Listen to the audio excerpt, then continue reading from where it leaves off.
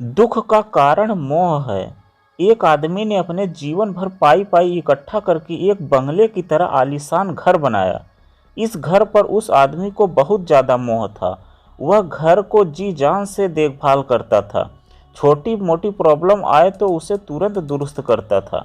कई बार लोगों ने उसे उस घर को बेचने की सलाह दी थी। बहुत लोगों ने उसे बहुत अच्छी कीमत पर उस घर को मांगा भी था। उसका बेटा खुद अच्छी कीमत मिलने से घर को बेचने के लिए तैयार था, लेकिन वो आदमी कभी भी उस घर को छोड़ने के लिए तैयार नहीं था। उसे जीवन में किसी भी और वस्तु से ज़्यादा इस घर पर गर्व था और अभिमान था। एक दिन वो आदमी बाजार गया हुआ था। जब वह बाजार से लौटा तो उसने देखा कि उसके घर के सामने बहुत बड़ी भीड़ जमा है। वह दौड़ते हुए आया तो उसे बहुत बड़ा आघात लगा, क्योंकि उसके घर में आग लग चुकी थी।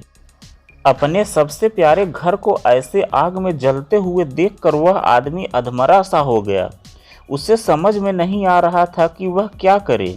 उसने निर्णय लिया कि अगर उसका घर नहीं रहेगा तो वह भी नहीं रहेगा।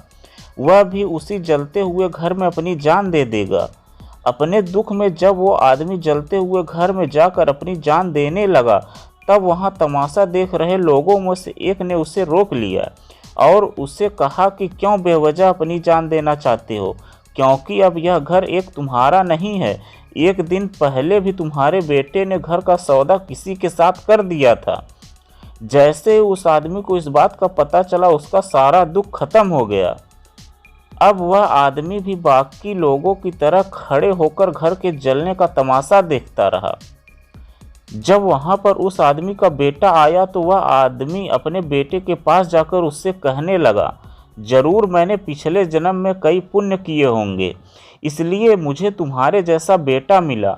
अगर तुमने इस घर को सही समय पर न बेचा होता तो आज मेरी जान चली जाती। तुमने इस घर को सही समय पर बेचकर मेरी जान बचा ली बेटा। बाप की बातें सुनकर बेटे का मुंह उतर गया। उसने बड़े दुख के साथ कहा कि पापा, मैं इस घर का सौदा करने के लिए ज़रूर गया था, लेकिन अभी इस घर का सौदा पक्का नहीं हुआ था। यह सुनते ही आदमी का दिल फिर से बैठ गया। वह अपना सर और छाती पीट पीट कर रोने लगा और कहने लगा कि मैं बर्बाद हो गया। पहले किसी और का घर जल गया यह जानकर जो उसे खुशी हुई थी, वह अब उसका घर है यह जानकर दुख में बदल गई। दोस्तों, इस कहानी से हमें यह बहुत अच्छी सीख मिलती है कि दुख का कारण किसी भी चीज़ को अपना मानना होता है।